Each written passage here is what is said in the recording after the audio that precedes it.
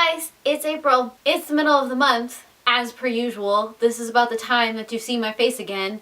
This is happening. It's the middle of November and the year is almost frickin' over. Holy cow, I've got some serious catching up to do on my reading, but that is for another time. This right here is my mid-November wrap-up, so I'm going to talk about the books that I've read for this first part of November. Now, of course, I participated slash hosted slash had a crazy adventure with Read-O-Rama at the beginning of this month, so I have that wrap-up already, so I will link that in case you want to view what I read for the first several days of November, and I will also link my Unraveling review, which was one of the books that I read during that little Read-A-Thon. But now I will cover the last week and a half, I believe it kind of rolls out to be. Something like that. I don't know. I'm losing track of days, so we're lucky I even remember that I need to film this video.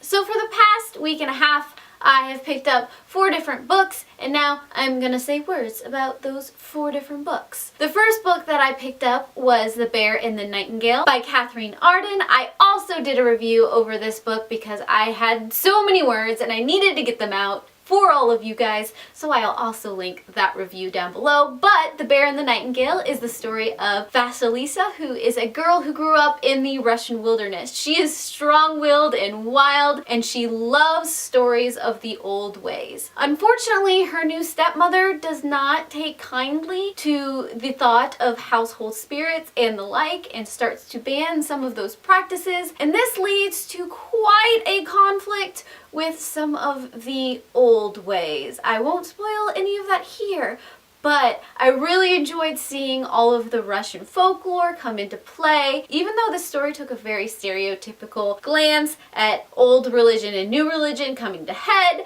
I enjoyed reading it.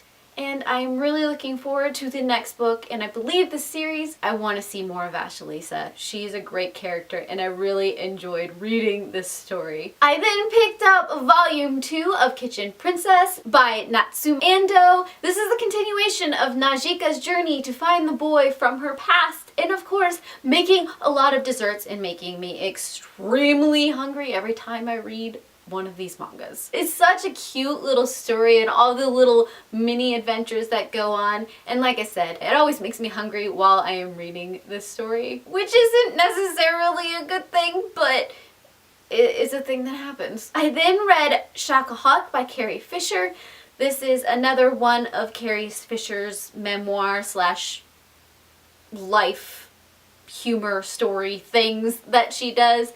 I listened to this one on audiobook. I enjoy doing that for Carrie Fisher's books because just hearing her voice and the way she tells the story, I think adds a level to what is being presented. Now, Chocolat is probably my least favorite of all of her memoirs that I have read. It was a little harder to sit and listen to some of the things that has happened in her life in this book, but at the same time the nostalgia was there as I was listening to her read.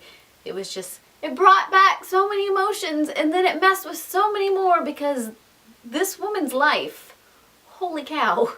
And last but not least, I read The Influential Mind. This is a nonfiction book that talks about how we can influence other people's mind and what the best way to do that is, how straight up facts isn't necessarily always going to make your case. Sometimes it's playing off emotions, sometimes it's presenting the facts in a positive light rather than a negative light. It all depends on what you're trying to do and whose mind you're trying to change.